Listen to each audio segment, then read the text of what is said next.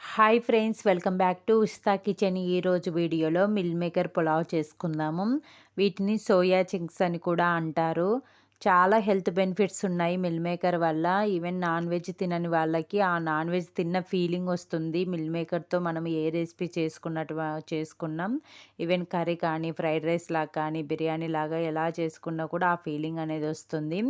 అంతేకాకుండా meal maker వల్ల మనకు హై ప్రోటీన్ అనేది అందుతుంది. ఎముకలు దృఢంగా ఉండడానికి అండ్ జీర్ణక్రియ మెరుగుపడడానికి, లో ఫ్యా లో ఫ్యాట్ ఉంటుంది కాబట్టి వెయిట్ లాస్ అవ్వడానికి కూడా చాలా బాగా ఉపయోగపడుతుంది.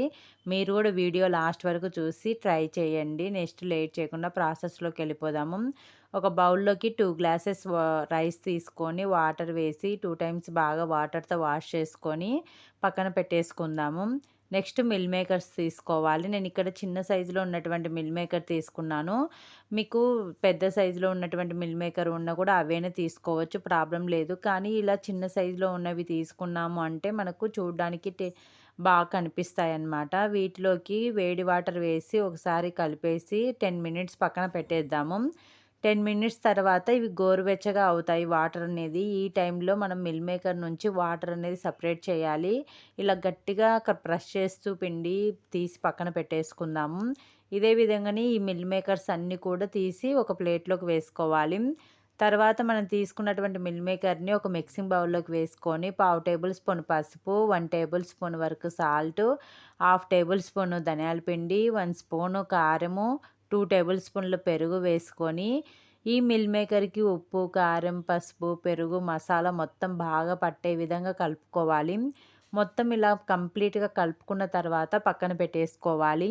ప్రెషర్ కుక్కర్లో 3 టేబుల్ స్పూన్ల వరకు నెయ్యి కానీ ఆయిల్ కానీ వేసుకోవాలి.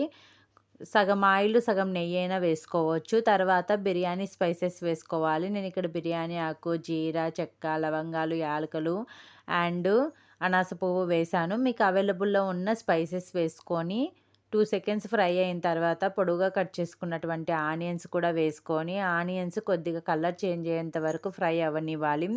నెక్స్ట్ దీంట్లోకి ఫ్రెష్ కరివేపాకు వేసుకొని కొంచెం ఫ్రై అయిన తర్వాత ఫ్రెష్గా దంచుకున్నటువంటి 1 టేబుల్ స్పూన్ అల్లం వెల్లుల్లి పేస్ట్ వేసుకొని మనం బ్రౌన్ ఆనియన్స్ ఎలాగైతే వేయించుకుంటామో ఆ కలర్ వచ్చేంత వరకు వేయించుకోవాలి. ఇలా కలర్ వచ్చిన తర్వాత మనం కలిపి పెట్టుకున్నటువంటి మిల్ మేకర్స్ వేసుకొని సైడ్ నుంచి కలుపుకుంటూ 2 సెకండ్స్ అలా ఫ్రై అవ్వనిచ్చి ఒక టమోటాని ఇలా పొడవుగా కట్ చేసుకొని వేసుకోవాలి. టమోటా అనేది పూర్తిగా ఆప్షనల్ అండి.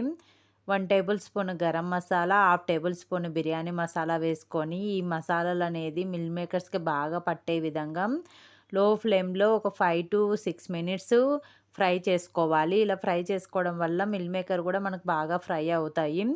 ఇలా ఫ్రై అయిన తర్వాత దీంట్లోకి మనం నానబెట్టుకున్నటువంటి రైస్ని వాటర్ మొత్తం తీసేసి ఓన్లీ రైస్ మాత్రమే వేసుకొని సైడ్ నుంచి ఒక 2 సెకండ్స్ ఫ్రై చేసుకోవాలి. ఇలా ఫ్రై చేయడం వల్ల మనకు రైస్ అనేది పొడి పొడిగా వస్తుంది విజిల్ వచ్చిన తర్వాత. ఇలా 2 సెకండ్స్ ఒకసారి కలుపుకుంటూ రైస్ అనేది విరగకుండా ఫ్రై చేసుకోవాలి. తర్వాత దీంట్లోకి 2 గ్లాసెస్ రైస్కి 4 గ్లాసెస్ వాటర్ వేసుకోవాలి. మీరు ఈవెన్ బిర్యానీ రైస్ తీసుకున్న పాటైతే ఒక గ్లాస్ రైస్కి 1.5 గ్లాస్ వాటర్ తీసుకుంటే సరిపోతుంది. నేను ఇక్కడ నార్మల్ రైస్ తీసుకున్నాను కాబట్టి ఒక గ్లాస్ రైస్కి 2 గ్లాసెస్ చొప్పున వేసుకున్నాను. తర్వాత లాస్ట్లో మసాలా కానీ కారం కానీ సాల్ట్ కానీ అడ్జస్ట్ చేసుకోవచ్చు. ఒకసారి టేస్ట్ చూసుకొని నాకు ఇక్కడ సాల్ట్ అనేది సరిపోలేదు, అందువల్ల నేను కొంచెం వేసి కలుపుకుంటున్నాను. తర్వాత ఫైనల్గా దీంట్లోకి చిన్నగా కట్ చేసుకున్న కొత్తిమీర వేసేసుకొని మూత పెట్టేసి కంప్లీట్గా హై ఫ్లేమ్ మీద 2 విజిల్స్ రానివ్వాలి. 2 విజిల్స్ వచ్చిన తర్వాత స్టీమ్ అంతా పోయిన తర్వాతనే మనం ఓపెన్ చేయాలి. స్టీమ్ అంతా పోయి ఒకసారి ఓపెన్ చేసిన తర్వాత వెంటనే మనం కదిపాము అంటే కొంచెం లైట్గా తడిగా అనిపిస్తుంది రైస్ అనేది. జస్ట్ ఒక 2 సెకండ్స్ అలా పక్కన పెట్టేసి సర్వ్ చేసుకుంటే మనకు పొడి పొడిగా వస్తుంది రైస్. వెంటనే అయితే కొంచెం లైట్గా ముద్దలాగా తడిగా అనిపిస్తుంది, కానీ 2 సెకండ్స్ పక్కన పెట్టి సర్వ్ చేసుకోండి. పర్ఫెక్ట్గా మీకు పొడి పొడిగా వస్తుంది రైస్ అనేది. టేస్ట్ కూడా చాలా బాగుంటుంది. మీకు ఈవెన్ మటన్ బిర్యానీ తిన్న ఫీలింగ్ వస్తుందన్నమాట. తప్పకుండా మీరు ట్రై చేయండి. ట్రై చేసి రెసిపీ ఎలా వచ్చిందనేది కామెంట్ రూపంలో తెలియచేయండి. మీకు ఈ వీడియో యూస్ఫుల్ అనిపిస్తే మీ ఫ్రెండ్స్ అండ్ ఫ్యామిలీ మెంబర్స్కి షేర్ చేయండి. అదేవిధంగా ఇలాంటి మంచి మంచి రెసిపీస్ కోసం మన ఉస్తా కిచెన్ ఛానల్ని సబ్స్క్రైబ్ చేసుకొని పక్కనున్న బెల్ ఐకాన్ని క్లిక్ చేసి ఆల్ మీద నొక్కండి. Thank you for watching friends.